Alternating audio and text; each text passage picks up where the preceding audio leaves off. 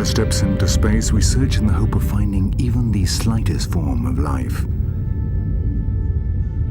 And nonetheless, we forget that among the planets that share the energy of the sun, there is one marked by the gift of life, over half of the surface area of which still remains unexplored.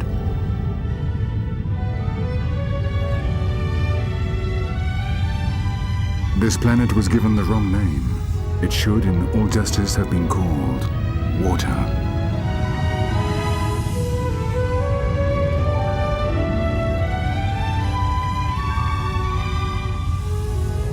Over half the Earth is covered by the oceans, and down there, hidden beneath the crushing dark weight of tons of water, lies an unexplored world.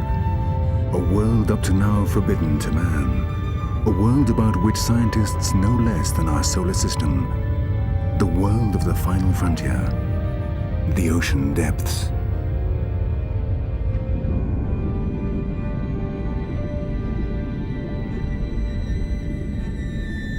In the perpetual darkness of the ocean bed, thousands of unknown beings thrive, never seen by man. This is the dwelling place of the monsters that for centuries fed the legends and mythology, the home of the strangest, most fascinating creatures of the sea. The kingdom of a legendary animal which the Norwegian sailors called the Kraken, and which up to now, no one has ever managed to see alive.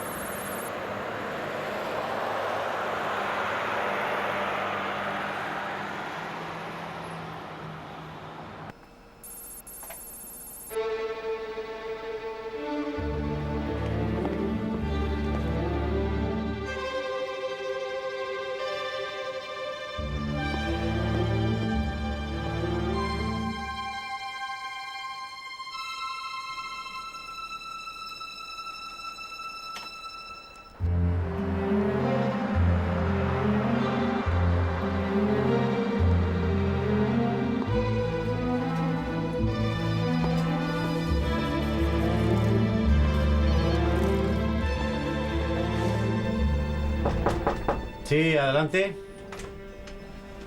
Hola Ángel, otro calamar gigante en Carrandi. Carrandi.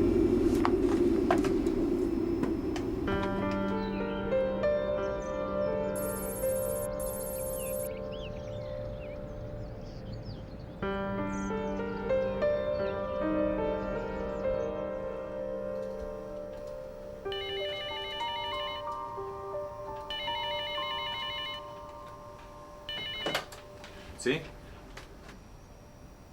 ¿Dónde? Ahí, grande. This story began at the end of the autumn of 2001. The news of the appearance of yet another giant squid on the Asturian coast was the definitive starting point for a project as ambitious as it was exciting. To try to be the first to get images of a live giant squid in its natural environment. For the members of Transglobe Films, it was a formidable challenge which we had been planning for over 2 years. Up to then, no one had achieved it, but with this latest specimen washed up along the coast of Asturias, we decided to undertake the campaign in search of the legendary giant squid. And our first steps led us to the place containing the largest collection in the world of these mysterious animals.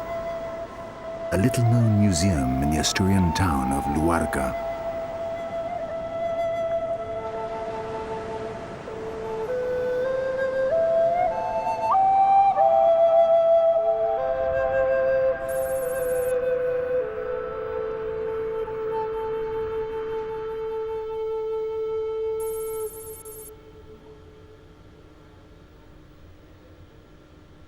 At the Coordination Center for the Study and Protection of Marine Species, a naturalist in love with the sea had spent many years studying the legendary marine monster.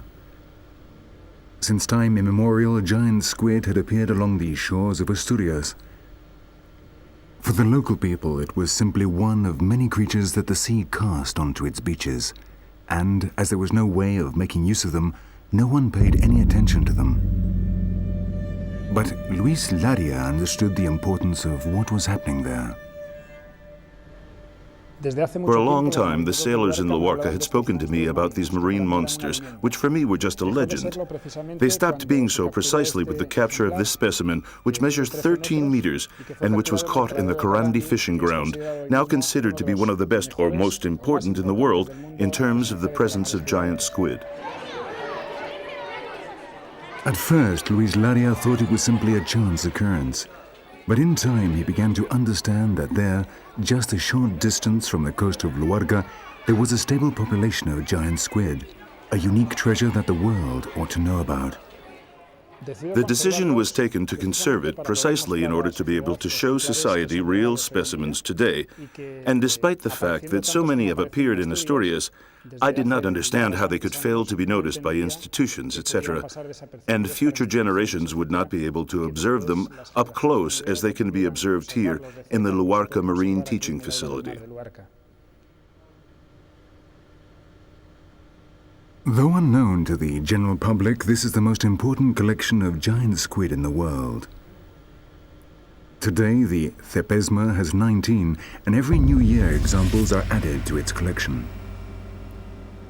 And the giant squid are not the only mysterious cephalopods of the ocean depths to be found in the museum.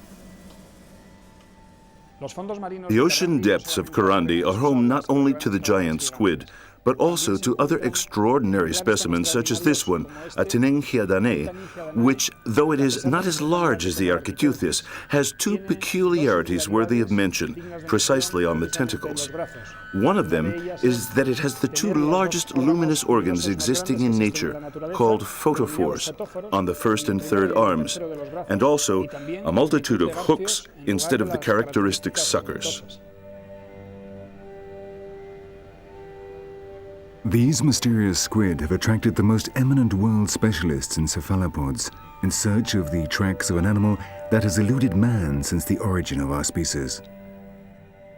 Because though formidable in size, the giant squid remains a mystery for the scientific community and a marine monster for the immense majority. A monster whose legend began many centuries ago.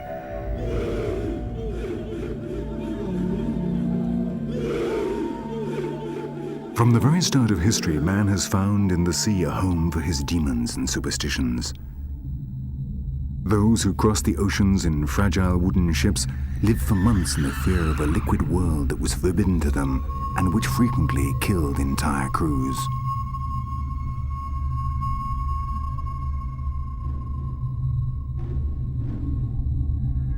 It is therefore understandable that many of the creatures that came to the surface of that shadowy universe were described by the first chroniclers as terrible beasts, hybrids between the reality and their feverish, terrified imaginations. Among these legendary beasts, there was one whose legend would grow in time, the Kraken.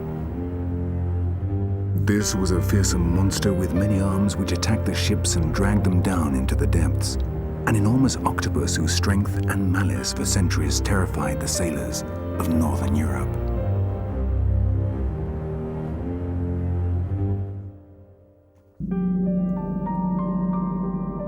But behind the legend of the monstrous Kraken lay a species of squid which the Danish naturalist baptized with the name Architeuthis. A real squid, yes, but an animal which, with its over 20 meters in length and 1,000 kilos in weight, fully lived up to the reputation of the legendary Kraken. And nonetheless, an animal about which we still know almost nothing.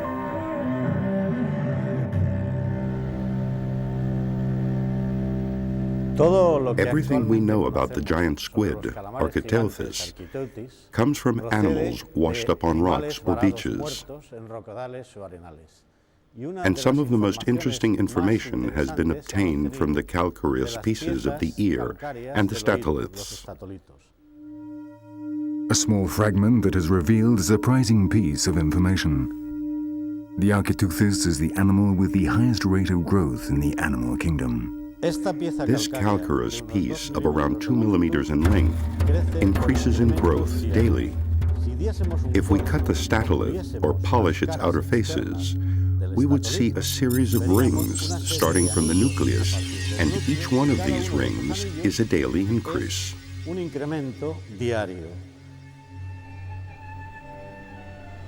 Thanks to these statoliths, we now know that these squid grow around 1 centimeter a day, which rapidly turns the tiny larvae into the largest invertebrates on Earth.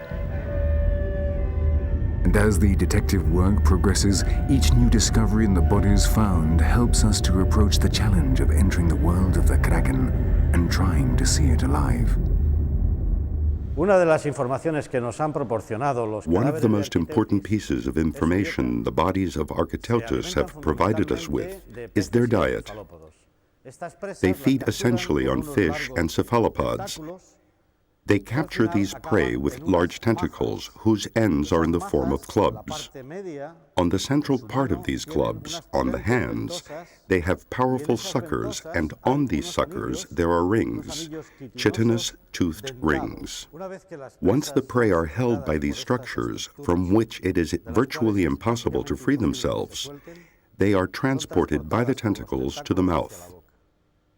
There, 2 powerful jaws, an upper and a lower one, chitinous and with sharp edges, cut them up, and with the help of a rough tongue, the radula, they are swallowed. We scientists have learned much from the study of the bodies of the giant squid, but a single image of these animals alive in their natural environment would provide us with incredible information.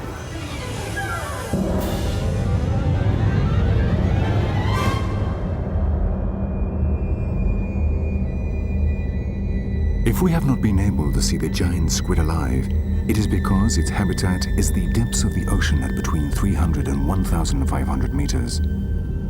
Down there, the pressure is tremendous. Where on the surface we are subject to 1 atmosphere equivalent to 1 kilogram per square centimeter, at a depth of 1,000 meters, that pressure is multiplied by 100. It is a crushing world shrouded in perpetual darkness. Very little food reaches it from the surface, and strange hunters lie in wait, armed with terrible weapons, large mouths and sharp fangs to ensure none of the scarce prey escape in the darkness.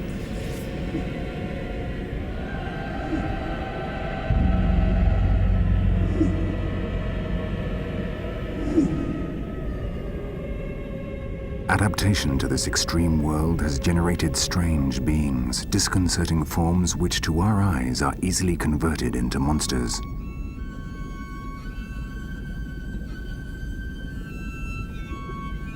This universe without frontiers, where perpetual darkness reigns and the pressure is crushing, was the world in which we wanted to place our cameras in search of the legendary squid.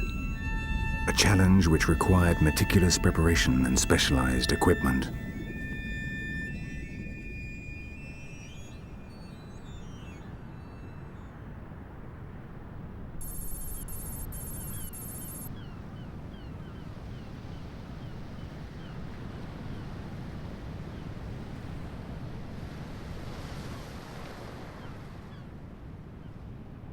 We had spent just over a year planning the campaign on paper.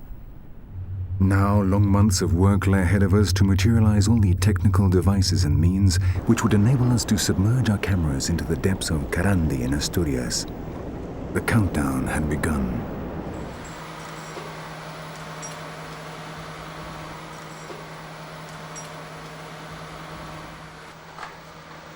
We had the advice of specialists in submarine technology and also counted on the collaboration of expert biologists from the Marine Research Institute and the National Natural Science Museum. On board the 2 oceanographic ships, the Investigador and the Científico, we spent long weeks checking the watertightness, the resistance, and the sensitivity of special cameras capable of recording in the extreme conditions of pressure and darkness of the ocean depths.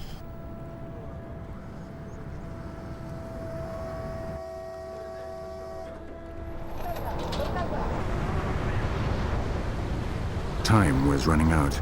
We wanted to undertake the campaign at the end of the summer, and the Cantabrian Sea was not an easy place in which to work.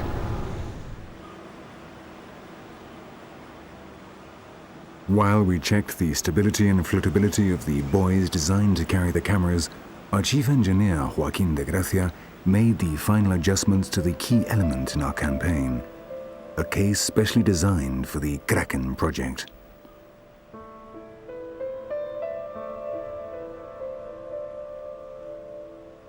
Inside it, a sophisticated system would make it possible to record continuously for the 15 days of the campaign the images captured by the submarine cameras and store them on a series of hard drives.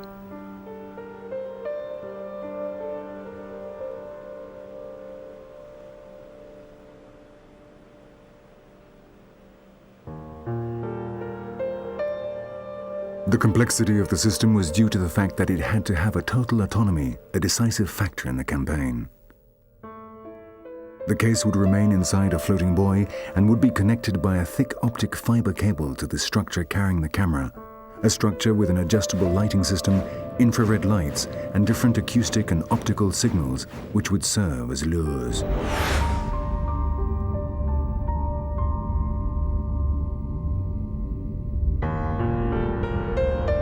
The buoy and camera system, whose nerve center was the recording case, would be autonomous and would be regulated from our ships.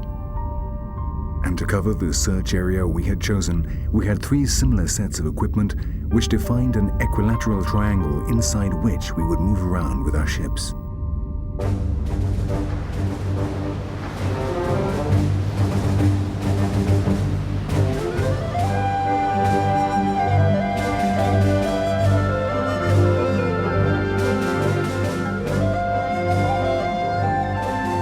The long-awaited day finally came. On board the ships Investigador and Científico, belonging to the company Investigaciones Marinas, we set sail for the Carandi fishing ground.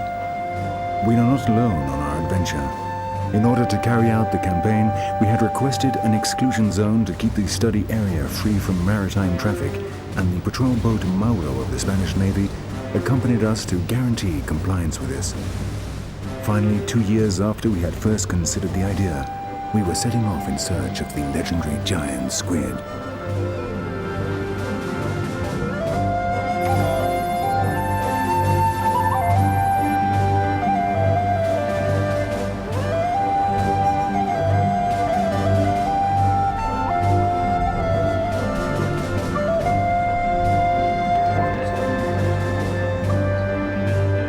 The first mission of the campaign consisted of carrying out a bathymetry which would enable us to establish the points chosen for the positioning of our cameras.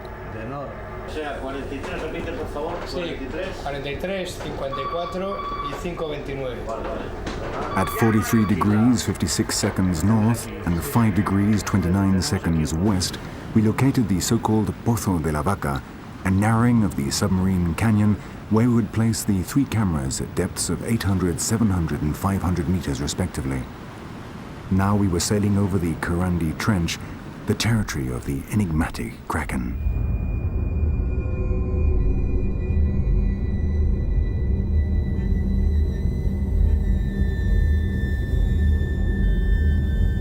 The Karandi Trench, less than 30 kilometers from the coast of Asturias, sharply falls to unfathomable depths, down to over 3,000 meters.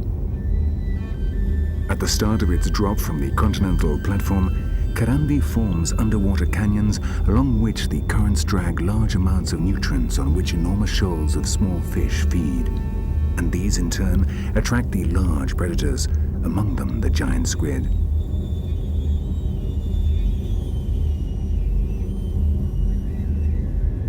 And here in the so-called Pozo de la Vaca, the land relief enabled us to locate the 3 cameras in different substrata and at different depths within the influence of one of these currents.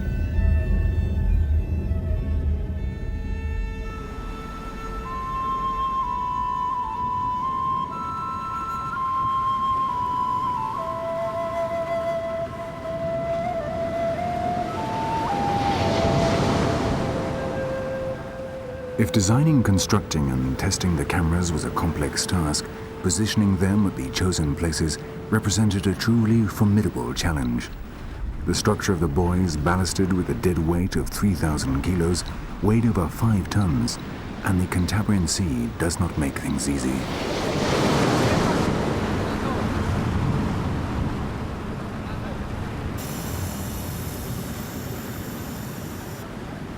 Finally, having stabilized the anchor of the first buoy, the time came to send one of our cameras into the depths of the ocean.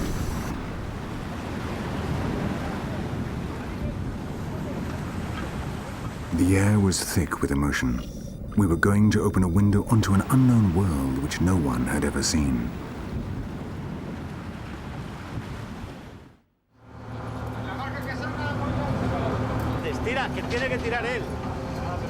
As the camera descended, the optic fiber umbilical cord that joined it to the buoy indicated the depth of descent. We positioned this first one at 700 meters on one of the walls of the underwater canyon. Now all we had to do was wait for the signal which would reach us live and by radio from the first buoy that was already freely floating above the Karandi Trench.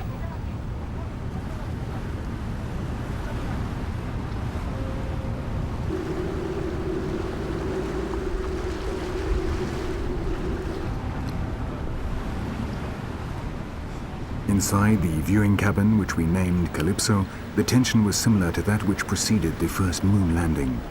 We were going to be the first to violate the perpetual darkness of the ocean depths, the first to shine a light into the primeval darkness of the Cantabrian Sea.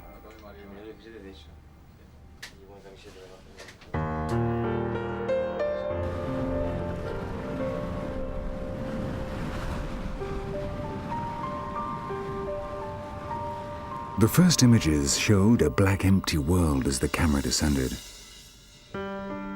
But after long minutes, the lights began to be reflected. The descent was coming to an end.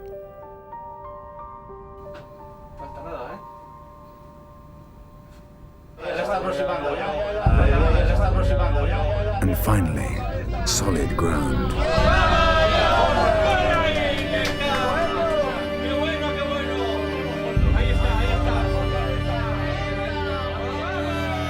The reference marker raised clouds of sediment on a surface of rock and silt where thousands of small invertebrates welcomed us.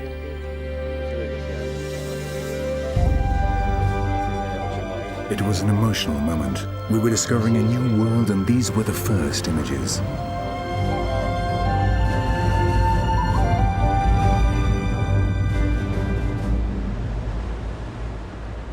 That same night, we would receive surprising confirmation that our camera was indeed in the right place.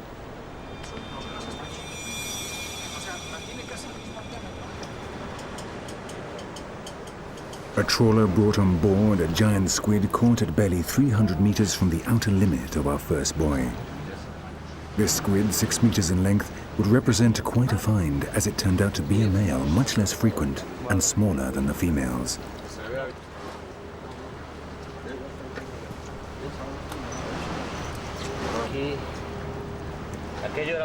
This was the first male Architeuthis ducks caught south of parallel 55 north in the Atlantic Ocean. And what was more important, the best conserved of all. There could have been no better start to the campaign. Little did we imagine the problems that lay ahead of us.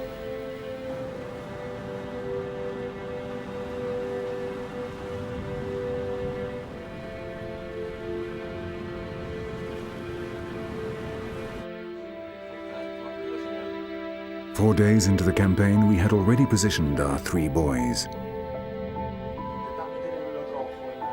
The first one had stabilized at a depth of 612 meters. The lure emitter had started to bring results, and the tiny crustaceans that approached, attracted by it, were quickly followed by the hunters of the ocean depths.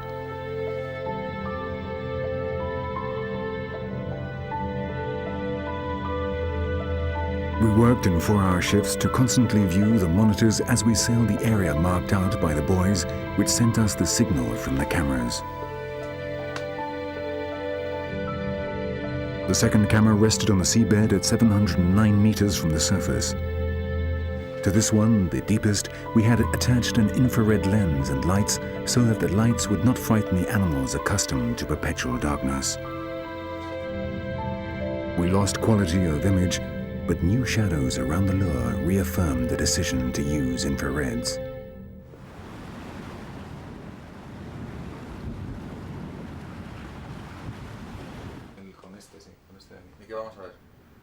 The third camera was suspended in the darkness of the water column at a depth of 530 meters. This was the one that least drew our attention during the watch shifts, but it was the one that would give us the first surprise when small intermittent lights began to appear dotted across the darkness.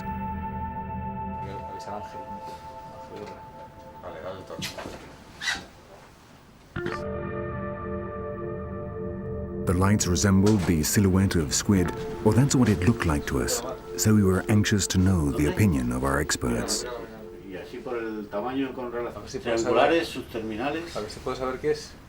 Watching the monitors in real time, it was difficult to identify the species that appeared, and even more so if they did so intermittently. But doctors Ángel Guerra and Ángel González concluded that they must be squid with photophores of the species genera Abralia or Braliopsis, small light-emitting cephalopods that can reach depths of 800 and 1,000 meters, respectively.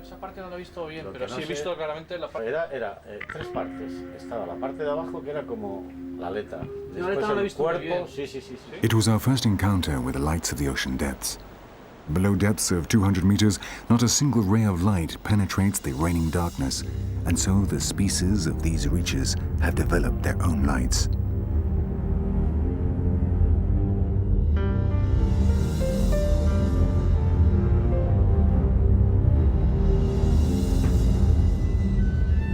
"90% of the species that live in the ocean depths are bioluminescent. That is, they are capable of generating their own light.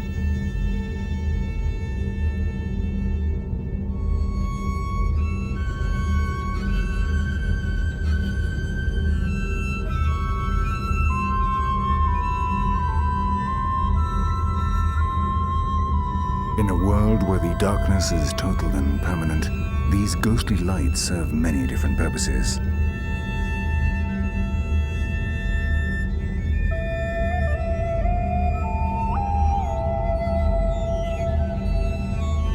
Some use them to attract their prey.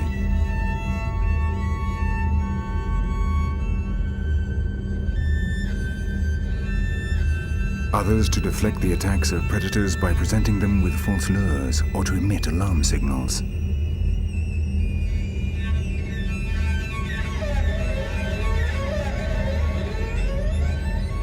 And many simply to communicate with others of the same species.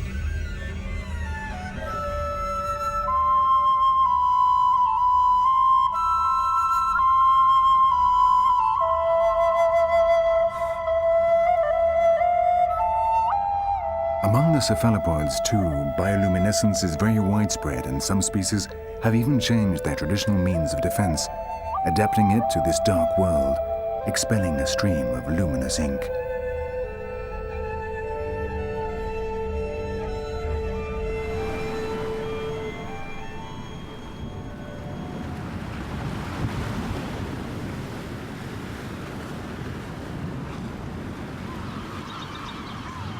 Little by little, we were identifying different species of the depths off the coast of Asturias as they appeared on the monitors of the Calypso. The campaign was progressing as planned, and the hopes that an Architeuthis or Taningia would appear before our cameras grew day by day.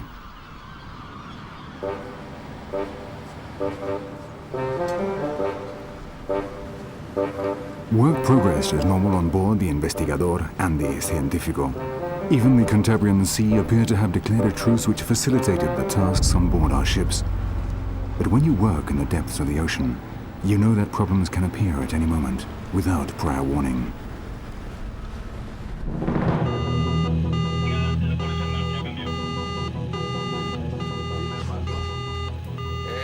On the 17th of September, the alarms of the first buoy went off in the Calypso.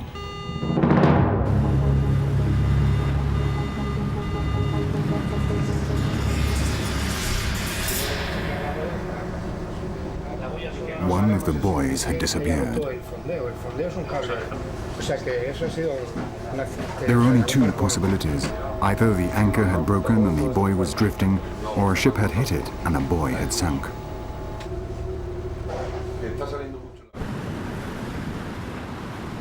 During the whole day, the investigador combed the drift zone from the place where the buoy had been anchored, following the direction of the current, while Fernando Santiañez, its captain, gave notice to the Naval Command. Más se ha hundido, que ha sido en el fondeo norte, que tiene 800 metros, se ha hundido por la mitad. Little did we imagine at the time that all our efforts would be in vain. The buoy, and with it our first case containing the images recorded over 6 full days, had been lost forever.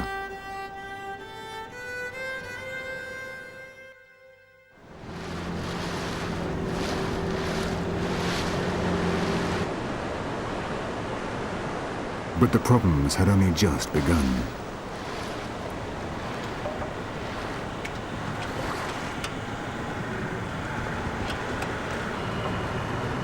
One of the antennae of the buoys was experiencing problems in broadcasting and needed an emergency repair. Shortly afterwards, in the Calypso, the alarm went off indicating water in one of the cameras.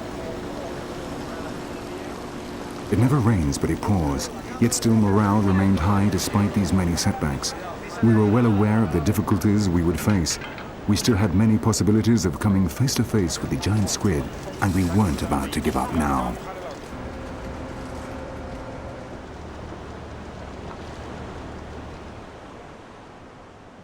In addition to the repairs to the flooded camera, the new situation required adjustments in the depth of the other 2 cameras, and our chief engineer managed to make them in record time, remaining awake all night to do so.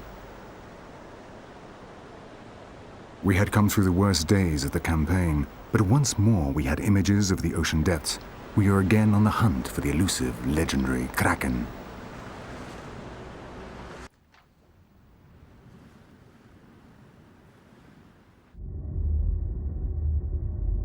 Now we were working with just 2 cameras.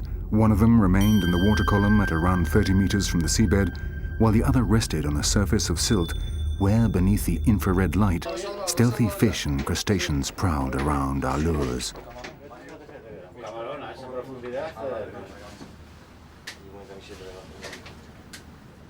The enthusiasm of the scientists was contagious as they pronounced hypotheses on the species that appeared on our monitors. And that enthusiasm was more than justified. We were privileged witnesses to a world that no one had ever seen before.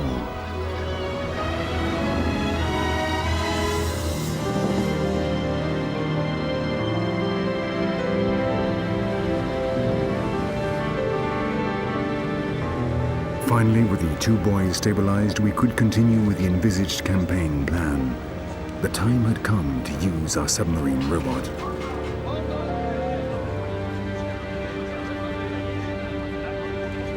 Before submerging our little remote-controlled robot, we planned to bait the ocean depths in order to attract the greatest possible number of species, especially the potential prey of the Architeuthis.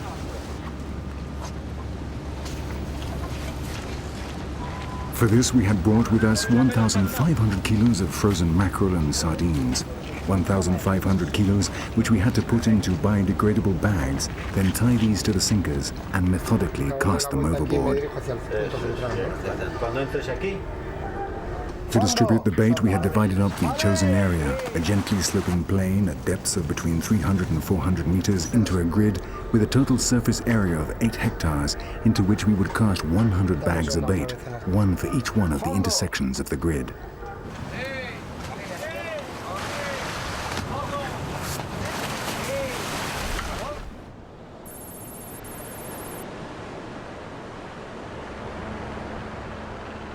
At nightfall, with the baiting completed, the weather began to change.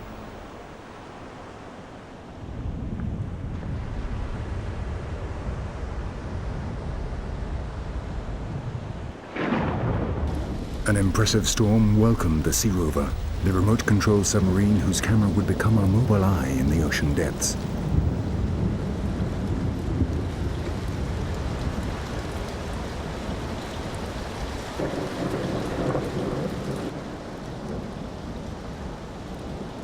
Armed with a highly sensitive video camera, our small emissary set off on its journey, shattering the reigning darkness.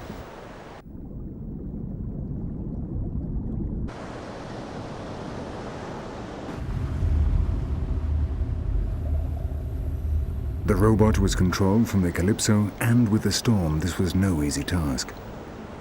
But it was the counterpoint to the cameras in the buoys. While they waited for an Architeuthis to approach, attracted by the bait, the sea rover went out in search of it.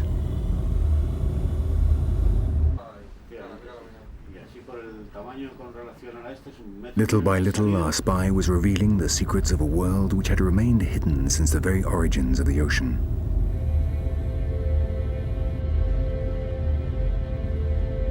The first reflections that came from the ocean depths opened a window onto a different world, a desert of brown silt where large clawed crabs of the Muninda genus stared in astonishment at the unexpected intruder.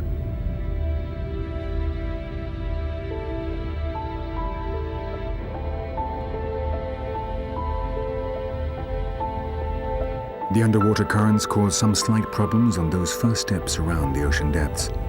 But the sea rover continued on its way without major setbacks, and the first beings of that region prohibited to man began to appear before our astonished eyes.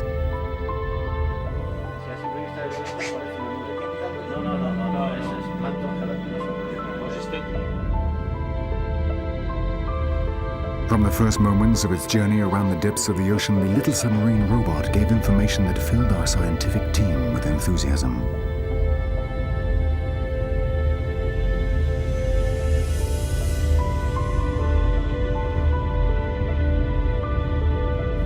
The fauna of that underwater desert was scarce.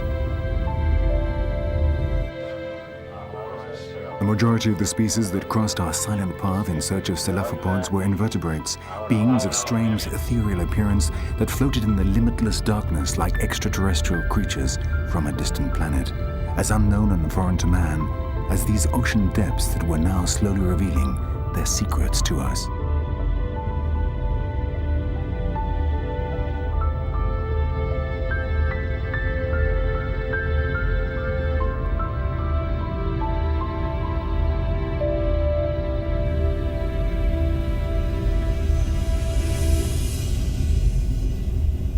For 3 days, the sea rover plunged down again and again into that strange lunar landscape, where despite the bait we had scattered, there were very few fish, with only certain crustaceans, penatulas, and the spry and larvae of different species, bringing movement to the desert of silt.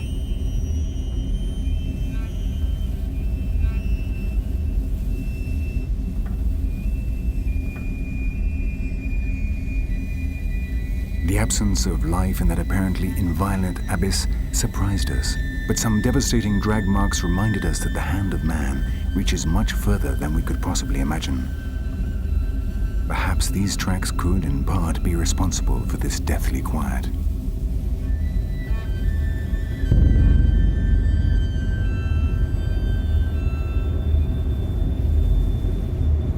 From time to time, the currents disturbed the seabed and a cloud of sediment filled the dark, barren desert of the depths. Then calm once more returned, and once again we saw sea pens, tube anemones, sea cucumbers, small shrimp, and elusive spry.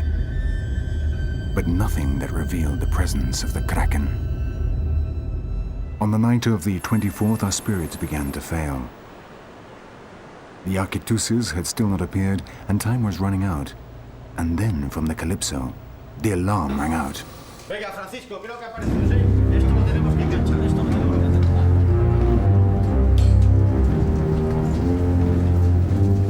We all came out of our cabins and headed towards the Calypso, knowing that the alarm could be our last opportunity to film a giant squid.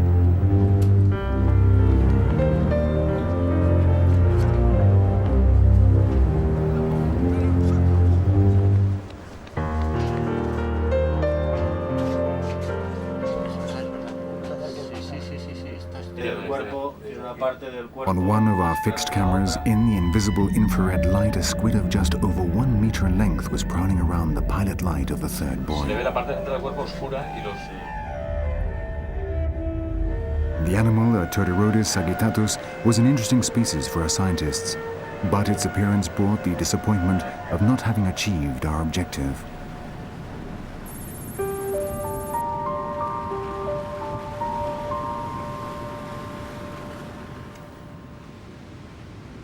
The campaign was coming to an end. We had used up all our time and we felt a bittersweet sensation. We had not captured images of a living Architeuthis, but we had opened a door for exploration of the Karandi Trench, an area where the existence of the enigmatic giant squid had been demonstrated.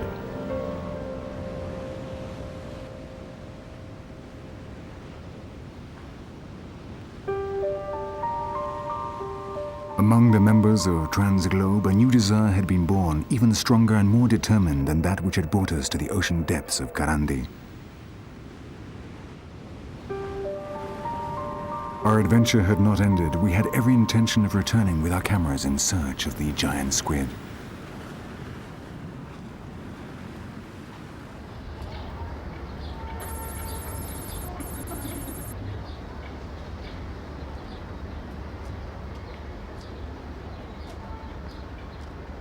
The Kraken project did not end with the Karandi campaign. The analysis of the data and specimens gathered by the scientists of the National Natural Science Museum and members of the Marine Research Institute would provide important information on the biology of the Architeuthis and its habitat.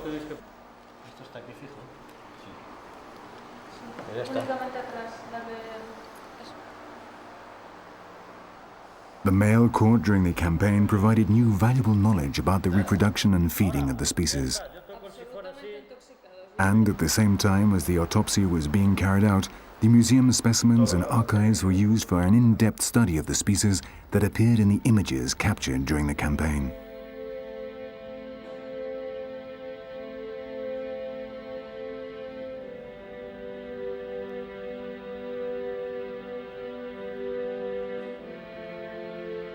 The species from the museum's collection of cephalopods and its computerized files were the means used by Dr. Oscar Soriano, a member of the Kraken project, to determine and study each one of the species captured by our cameras in the Karandi Trench.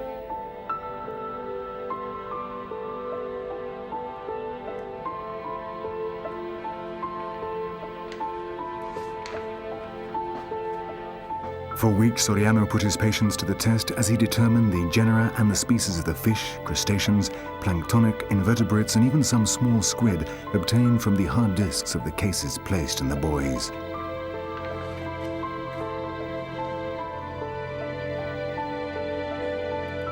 The search for the Kraken was, for the time being at least, coming to an end.